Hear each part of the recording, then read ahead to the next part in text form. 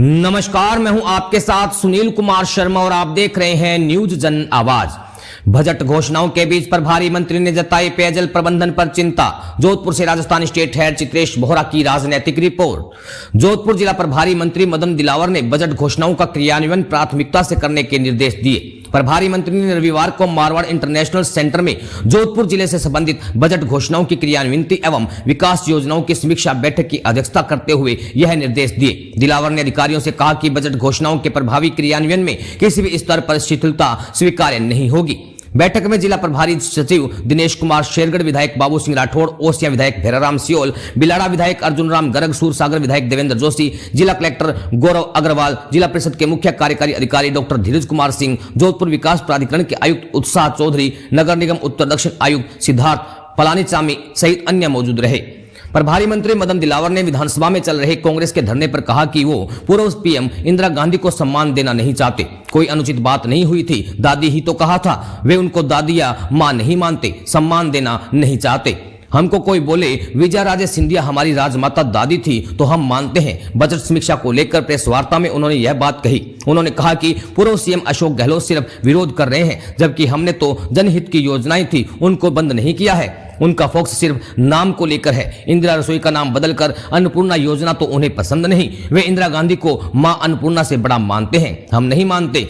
ERCP पर बोलते हुए कहा कि कांग्रेस ने चुनाव से पहले माहौल खराब करने का प्रयास किया, लेकिन जनता उनके झांसे में नहीं आई। भाजपा सरकार आई तो केंद्र की शर्तों पर बात हुई और ईआरसीपी को धरातल पर लेकर आए हैं। पेयजल संकट के मुहाने का शहर।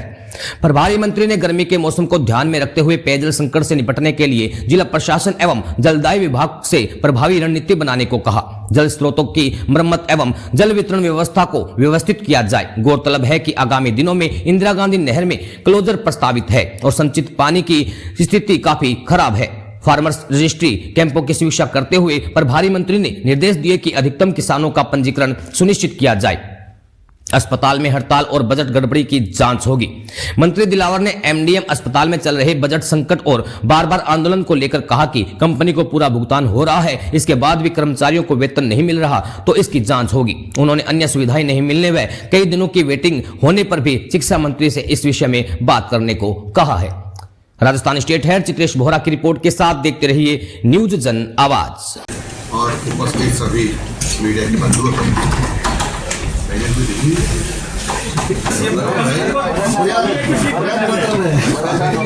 अलग अलग है ना सर। मित्रों, जो माननीय भजनलाल जी की सरकार के मुख्यमंत्री DR कुमारी जी ने बजट प्रस्तुत वह सर्वहितकारी था, सर्वांगीण विकास करने वाला और उसके कारण से प्रदेश में चर्चा है, प्रशंसा कि इस प्रकार का बजट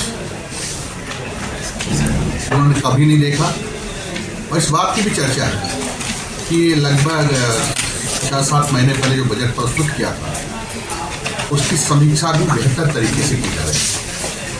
बजट प्रस्तुत करते ही सभी माननीय प्रभारी मंत्रियों को जिलों में भेजा था और किस प्रकार से जो प्रस्तावित योजनाएं हैं उनको धरातल पर ला सकते हैं, इसकी योजनाएं बनाएं, अधिकारियों के साथ बातचीत करें और प्रभावी तरीके से प्रभारी मंत्री ने अपना काम किया। उसके कारण से 131 योजनाएं धरातल पर आ गई हैं और काफ़ी पर कुछ पे काम चालू हो गया है और शेष पर भी बहुत द्रुत गति से काम प्रारंभ होने वाला है। तो माननीय प्रधानमंत्री जी ने 2047 का टारगेट तय किया, उसको आधार बनाते हुए आगे बढ़ रहे हैं और इसीलिए इस बजट को इसमें ग्रीन ग्रोथ इस पर हम फोकस कर रहे हैं और पर्यावरण पर ज़्यादा जोर है क्योंकि लगातार धरती का तापमान बढ़ता जा रहा है, वायुमंडल में ऑक्सीजन की कमी होती जा रही है और इसके कारण से माननीय मुख्यमंत्री जी ने पिछली बार हम सबको आदेश दिया था, निर्देश दिए थे कि 7 करोड़ पौधे राजस्थान में लगाकर उनको पेड़ बनाना है। तो ताकत लगाकर सभी माननीय मंत्रीगणों ने, विभागों ने काम करके 7 करोड़ पौधों का लक्ष्य पूरा किया। उसको हम पेड़ बनाने में लगे हुए हैं। और इसीलिए माननीय मुख्यमंत्री जी ने आपने सुना होगा कि बर्तन भंडार बनाने की भी घोषणा की है, ताकि जितने भी डिस्पोजल आइटम्स यूज होते हैं, और डिस्पोजल आइटम्स में एक परत होती है अधिकांश में जो पॉलीथीन की होती है, उसके कारण से उनको जलाते हैं तो कई प्रकार की दूषित गैसें भी निकलती है और गौमाताएँ खा जाती है तो मर भी जाती है। और इसलिए उन्होंने इसकी कमी लाने के लिए बर्तन भंडार की घोषणा की है। हम फेजेज में सभी गांव में बर्तन भंडार बनाएंगे ताकि हम गंदगी को कम कर सकें। जल जीवन मिशन की जो अवधि थी 2025 थी 24 थी, अब उसको माननीय प्रधानमंत्री जी ने माननीय मुख्यमंत्री जी के आग्रह पर 228 तक कर दिया था। यानी जो न्यूनता रहती वो अब न्यूनता नहीं रहेगी। लगभग क्या कुल जो हिंदुस्तान और राजस्थान के रहने वाले लोग हैं सभी को नल से पानी मिलेगा, जो पहले से ही मापदंड थे उसके हिसाब से। यानी मैं इसलिए कह रहा हूँ कि 20 परिवार जहाँ भी से भी ज़्यादा जहाँ रहते हैं वहाँ पर सभी घरों को सबको नल से पानी मिलेगा, उसमें किसी प्रकार की न्यूनता नहीं रहेगी। और मैं इसलिए कह रहा हूँ सारी बात क्योंकि राजस्थान भौगोलिक दृष्टि से कई विविधताओं से घिरा हुआ है। कई जगह तो बहुत दूर दूर गांव हैं, बसावटें हैं, ढाणियाँ हैं, मजरे हैं। कई जगह मजरे करते हैं, कई जगह ढाणी करते हैं, उसको दूर दूर तक भी है। तो सबसे ज़्यादा फायदा इसको राजस्थान को मिलने वाला है, क्योंकि राजस्थान में काम धीमे भी हुआ, कांग्रेस ने इसमें भ्रष्टाचार भी किया और लूट खसोट भी की, और उसके कारण से कई एफआईआर दर्ज हो रही है, कई लोग इसमें जेल जाने वाले हैं। माननीय प्रधानमंत्री जी ने राजस्थान के मुख्यमंत्री भजन लाल जी शर्मा बने, और इन्होंने जो शर्तें पहले बताई थी भारत सरकार ने, और ये राजस्थान सरकार मान नहीं रही थी, तो राजस्थान सरकार भारतीय जनता पार्टी होने के कारण से दोनों बैठे और शर्तों का आपस में बातचीत की, निवारण हुआ और उस शर्तों को मान लिया। और ERCP पर तुरंत गति से काम प्रारंभ हो गया है। 9,400 करोड़ रुपए के वर्क ऑर्डर हो गए काम करने के, और 12,064 करोड़ रुपए की निविदाएं यानी टेंडर जारी हो गए हैं। निःशुल्क बिजली देने के लिए हम सोलर प्लांट लगाने का काम प्रारंभ हो गया, उसके कारण से 150% बिजली आसानी से लोगों को फ्री मिलेगी। और 21,000 किलोमीटर ऐसी रोडें जो खराब हो गई है, तो नॉन पेचेबल हैं, उनके लिए भी 6,000 करोड़ रुपये माननीय मुख्यमंत्री जी ने दिए हैं। और माननीय विधायकगणों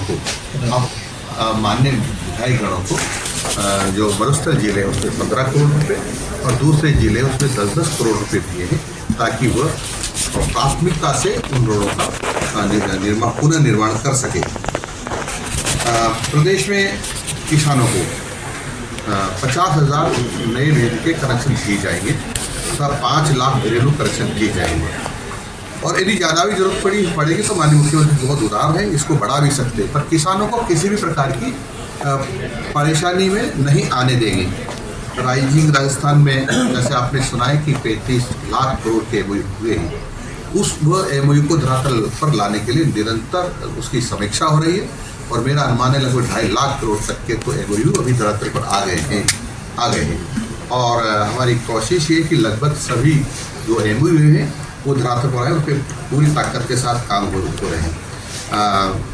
18 नवीन औद्योगिक क्षेत्र का विकास होगा, और विश्वकर्मा जो युवा उद्यमी हैं उनको प्रोत्साहित करने के लिए 2 करोड़ रुपए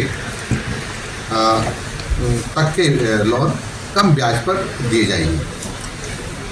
एक नई योजनाओं की उसमें योजना थी कि बच्ची को बेटी होती है और जब 18 साल की हो जाए तो उसको 50,000 रुपये दिए जाते थे, और उसको माननीय मुख्यमंत्री ने 75,000 रुपये कर दिए, ताकि और उस बच्चे को छोड़ दिया है कि उसका उपयोग वो कैसे करते हैं। पहले ताकि उसके केवल शादी ब्याह के लिए होगा, पर उसका उपयोग वो कैसे करती है। वो व्यापार करना चाहते हैं व्यापार करे, वो अपने गहने बनाना चाहिए तो गहने बनाए, वो उसके ऊपर छोड़ दिया है, और उसका 75,000 की कर दिया है। और पति पत्नी यदि कोई प्रॉपर्टी खरीदते हैं और 50 लाख रुपए तक की होती है, पुष्टान रोटी में 0.5% की और छूट दी गई। बालिका शिक्षा को प्रोत्साहन करने के लिए लगभग 35,000 स्कूटी दी जाएगी बच्चियों को और 20 और जो नए जिले बन गए इसमें सब में जिला परिषदों की गठन किया जाए, जिला परिषद भवन बनाए जाएंगे। फायर की जो एनओसी होती है उसका सर्वेक्षण किया जाएगा और जो आजकल साइबर ठग आ गए हैं बहुत बढ़ते हैं लगातार कर उसके लगभग 8 नए थाने होंगे। ये मोटा मैंने आपको जानकारी देने की कोशिश की। आज छुट्टी बजट माननीय मुख्यमंत्री ने रखा था, उसको धरातल पर कैसे उतारेंगे, तब तक क्या करना है इसके बारे में मीटिंग हुई थी, हमने सब अधिकारियों से बातचीत की और सबको कंप्लीट क्या करना है ये थोड़ा सा मुझे मैंने जानकारी दी। आपको कुछ पूछना हो तो आप पूछ सकते हैं। इतना ही तो कहा है, वो उनको दादी मानने को तैयार नहीं है, उनकी माँ मानने को तैयार नहीं है।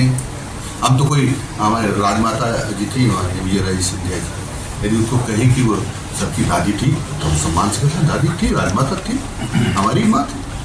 इसकी तारीफ करता हूँ क्योंकि 2 घंटे तक हल्ला हो रहा था और वो भाषण दे रहे थे। पता वो भारतीय जनता पार्टी की 5 सदस्य कर्ज के बाहर से जूझ रहा है, जहाँ पे कई जो लोग लगे हो आपने जानकारी मिला है, हम आगे बात करेंगे। और दो एमआरआई मशीन है, उसके बावजूद भी 5-5 दिन की वेटिंग होती है एमआरआई में भी, क्योंकि या तो काम करना नहीं चाहते वो कर्मचारी। और सिटी स्कैन में 10-15 दिन का स्टेप टाइम दे रहे हैं। 15 दिन बाद जब सिटी स्कैन होगा तो हम शहर की बात कर सकते हैं। पहले तो परमिट कर चुके हैं, जो एजेंसी होती है उसको परमिट कर चुके हैं, पुलिस एजेंसी नहीं दे रही।